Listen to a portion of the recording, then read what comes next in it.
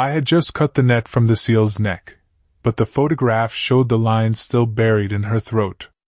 My twisted fingers remembered the same resistance from 20 years ago, the monofilament that refused to budge. But the wound in the photograph was not on the seal's neck. It was on the woman's wrist, and I had never seen the blood before. I am 72 now. My hands don't work the way they used to.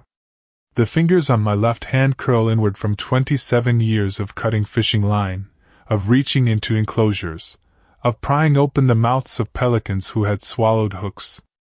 I live in a one-bedroom apartment in Far Rockaway now, 3 blocks from the beach, and every morning I walk the shoreline with a pair of bolt cutters in a canvas bag. Just in case. Old habits. But I'm not looking at the seal. I'm looking at a photograph on my desk, the corner of it curled from a coffee ring I never cleaned up. It's a young woman in a bright yellow raincoat standing in front of a rehabilitation enclosure. She's holding a seagull with a broken wing. She's smiling. The enclosure is made of welded wire mesh and corrugated plastic, and there's a sign on it that says noise, do not disturb in permanent marker. That was 2004. I was 48. I thought I knew what I was doing. The seal had come in that morning. Someone had called from Fort Tilden, said there was a gray seal pup on the beach with fishing line wrapped around her neck. The line had embedded. I could see the wound from 10 feet away, a thick red collar of inflammation, the monofilament so deep in the flesh I couldn't tell where the line ended and the animal began. She was maybe 6 months old. Still had some of her lanugo, the white baby fur, patchy on her back. She was breathing hard, her nostrils flaring with each exhale, and she was watching me with those dark, wet eyes. I should tell you something about seal eyes. They look at you like they know exactly what you are. Like they've seen your kind before and they've learned not to trust you. But there's something else in there too, not forgiveness exactly, but a kind of patience. Like they're waiting for you to prove them wrong. I had a team with me. Jack, who was 23 and had been with the center for 6 months, and Sarah, who was the veterinary tech on call. We had a transport crate, a net, leather gloves, and a tube of fish-based sedative that we'd used maybe 4 times. The protocol for embedded fishing line is straightforward in theory: sedate, cut, clean, antibiotics. In practice, it's a nightmare. The seal is stressed. The wound is infected. And the line is often wrapped so many times that you're cutting into living tissue just to find the starting point. We set up on the beach. The tide was coming in. I remember the cold spray hitting my face, the way the wind kept catching the net and billowing it like a sail. Jack was nervous. He kept talking through the plan out loud, which was a habit he had when he was scared. You go in from behind, keep pressure on the head, I'll get the net over. Jack, I said. I know. I'm just saying. I know the plan. Focus on your hands. He nodded. He had good hands. I'll give him that. Steady. He'd been a carpenter before he started volunteering, and there was something about people who work with wood. They understand tension, pressure, where to hold and where to release. He brought that to the rescue work. It made him good at things I wasn't. The seal didn't fight when we netted her. That should have been my first warning. Seals fight. They twist, they bite, they make sounds that are somewhere between a bark and a scream. This one just lay there, breathing hard, watching us work. When we lifted her into the crate, she didn't resist. Her body was limp. Too limp. Sarah noticed it first. She was checking the seal's vitals through the crate slats, her stethoscope pressed against the mesh, and she stopped moving. Her heart rate is low, she said. 140. That's too low for a pup her age. I told myself it was the stress. I told myself she was conserving energy. I told myself a lot of things that day that turned out to be wrong. Here's what matters: we got her to the center. We had the enclosure prepped. It was a quiet room in the back, away from the other animals, with a pool we'd filled with fresh water and a heat lamp rigged to a timer. The enclosure was 6 feet by 8, with a heavy plastic tarp over the top to reduce noise. The walls were cinderblock painted white. There was a drain in the center of the floor, and a hose coiled in the corner.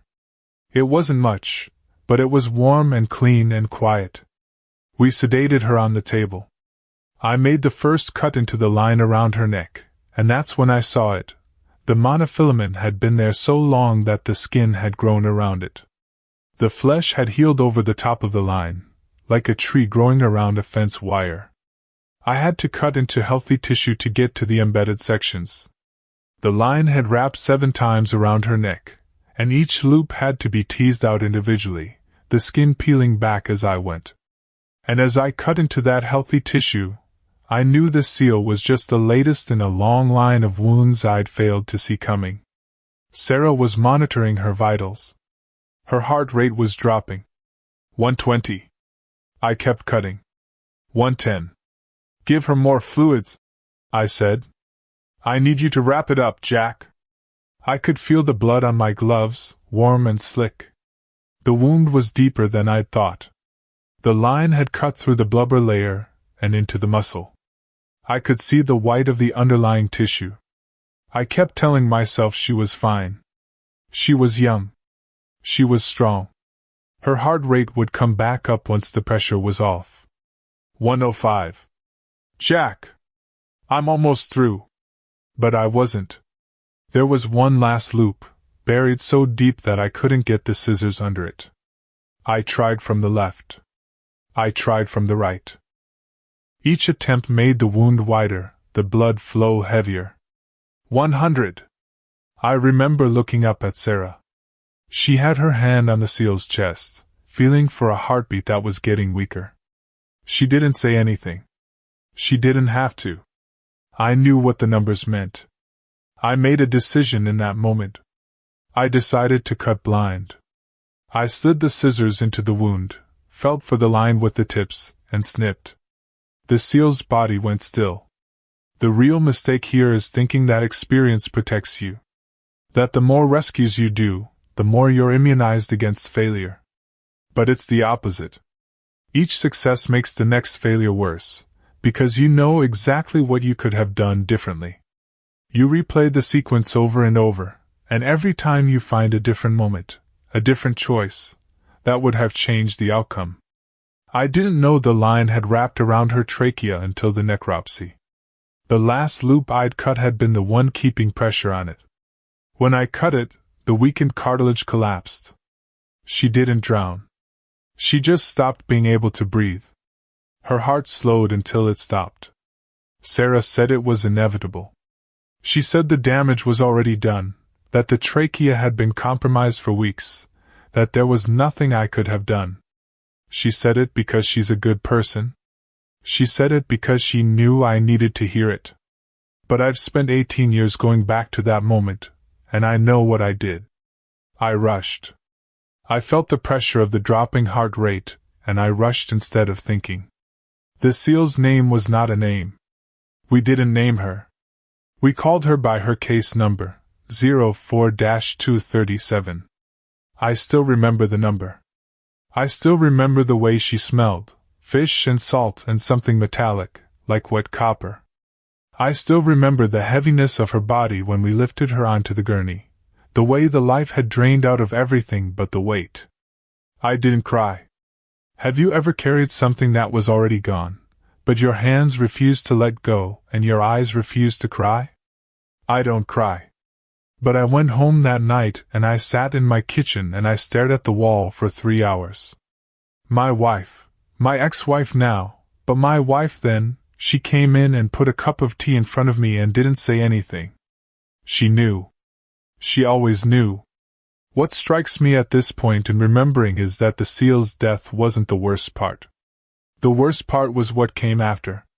The worst part was having to go back to work the next day. Having to walk past the empty enclosure. Having to take down the heat lamp and drain the pool and scrub the blood off the table. The worst part was the silence in the room where she had been. Have you ever had to clean up the space where a living thing died? Not just wipe it down. I mean really clean it. Scrub the grout. Bleach the corners. Wash the walls. Because you're the one who has to make it ready for the next animal. And you know that no matter how clean you get it, something stays. Some residue of failure that you can't see or measure but that you feel every time you open the door. But the reason I'm telling you this, the reason I'm still walking that beach with bolt cutters at 72, is not because of the ones I saved, but because of the one I couldn't, and the silence that followed her. That was 2004. Now it's 2022. I'm 72. And every morning I walk the 3 blocks to the beach with my bolt cutters and I look for seals tangled in line. I haven't found one in years. The population has grown. The rescue protocols have improved. The gear is better. But I still carry the cutters, because I still remember the weight of 04-237, and I still think that if I find one in time, I might get to undo something. I don't talk about her. I've never told this story before. Not once. Not to the teams I trained, not to the volunteers I mentored, not to the therapists who were supposed to help. I told the facts, sure. I told the case review. But I never told anyone that I still see her eyes. That I still dream about cutting into her neck and finding the line. That I still wake up with my hands in the air, scissoring, cutting at nothing. The photograph on my desk is of Christine. She was the volunteer in the yellow raincoat. She was 22 when that photo was taken, a graduate student in marine biology who came to the center wanting to help. She had that kind of optimism that only young people have, the belief that every animal can be saved, that every rescue will end well. I liked her. She reminded me of myself, before I knew better. She took the photo of herself with the seagull. The gull had been hit by a car. Broken wing. Concussion. We kept it in the enclosure for 6 weeks. Christine came every day to feed it, to clean its enclosure, to talk to it in a low voice that she said calmed it down. The gull got better. We released it at Jones Beach. Christine cried. I didn't have the heart to tell her about the seal. She'd been at the center for 2 months by then, and I'd seen her face light up every time an animal went back to the wild. I couldn't be the one to dim that. So I kept it to myself. I kept it for 18 years. And I've been carrying it so long that I forgot I was carrying it at all. Until today. This morning I went to the beach like always. The sky was low and gray, the kind of February sky that feels like it's sitting on your shoulders. The tide was out. The sand was wet and hard-packed. I walked my usual route, from Beach 32nd Street to the jetty and back. No seals. No tangles. Just the sound of the waves and the crying of gulls and the distant hum of the A train crossing the bridge. And then I saw something. A shape in the surf. A gray lump, tumbling in the wash of a wave. I walked toward it. My legs don't move the way they used to. My knees complain. My back aches in the cold. But I walked faster because I knew what it was. I'd known for 30 years. It was a seal. Gray. Adult, maybe 200 pounds. She was lying on her side at the waterline, her head tilted back, her eyes open. And around her neck was a coil of monofilament, the line embedded so deep that the skin had grown over it. The same pattern. The same wound. The same 04-237 geometry of failure, repeating itself 18 years later. She was dead. I could see that from 15 feet. She was dead, and she had probably been dead for days, her body so damaged by the line that even if someone had found her in time, there would have been nothing to save. But I went to her anyway. I knelt in the wet sand. I took out my bolt cutters. Should someone who knows their hands are failing still try to save an animal when failure could mean causing more suffering? I cut the line. Not because it mattered. Because I needed to. I sat there for a long time. The waves came in. They washed over my legs, The cold was sharp. I didn't move. I looked at the seal's face, and I saw something I recognized. Not forgiveness. Not accusation. Just the same patience I'd seen in 04-237. The same waiting. The same question. I don't know what the question is. I've never known. But I think it has something to do with what we do when there's no one watching. What we do when the outcome doesn't matter. What we do when the only way to survive the weight of failure is to keep going anyway, not because we believe it will be different, but because we don't know what else to do with our hands. I called it in. The number for the local stranding network, still memorized from the old days. A woman answered. I gave her the location. I told her the seal was dead. She asked if I could stay until the team arrived. I said yes. I stayed until I saw the white truck coming down the beach access road, and then I got up and walked home. The photograph is still on my desk. Christine. The seagull. The bright yellow raincoat. She went on to work for NOAA. Marine Mammal Response. She's been doing it for 15 years now. She's probably saved hundreds of animals. I wonder if she remembers the enclosure. The heat lamp. The sign and permanent marker. I wonder if she still thinks of that seagull, the one that made it. The seal on the beach today, the team will do a necropsy. They'll find the line wrapped around the trachea. They'll note the infection. They'll file the report. And someone will clean the enclosure. Drain the pool. Scrub the blood off the table. And then the next call will come in, and they will go again. They will net the animal, and transport it, and sedate it, and cut the line. Sometimes it will live. Sometimes it will die. But they will go. Because that's what we do. I'm 72. I can't do it anymore. Not the way I used to. But I have the bolt cutters. And I have the beach. And I have the memory of 04-237, and of the seal I found today, and of every animal I ever failed, lined up in my mind like photographs on a desk. The phone rang this evening. Sarah. She's 64 now. Retired. She called to tell me that the seal I found had been dead for at least a week, that the line had been embedded for months, that there was nothing anyone could have done. I know, I said. You always know, she said. But you need to hear it anyway. I thanked her. I hung up. And then I sat in my chair and looked at the photograph of Christine, and I thought about the enclosure. The quiet room. The heat lamp. The drain in the center of the floor. Tomorrow I will walk the beach again. I will carry the bolt cutters. I will hope that I find nothing. And I will hope that I find something. Both at the same time. That's the part no one talks about. That's the part I've never said out loud. You don't rescue animals because you want to. You rescue them because you have to. Because the alternative is worse. And when they die, you carry them with you. Not like a weight. Like a bird with a broken wing that you held for 6 weeks until it could fly again. You carry it like that. The next call will come.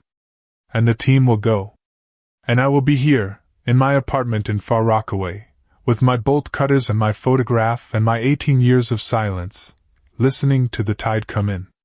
That photograph of Christine in the yellow raincoat, do you have someone you still hold that weight to? If this story made you feel that quiet ache of carrying what you could not save, hit like. If you're the one who walks the beach with bolt cutters just in case, subscribe and belong.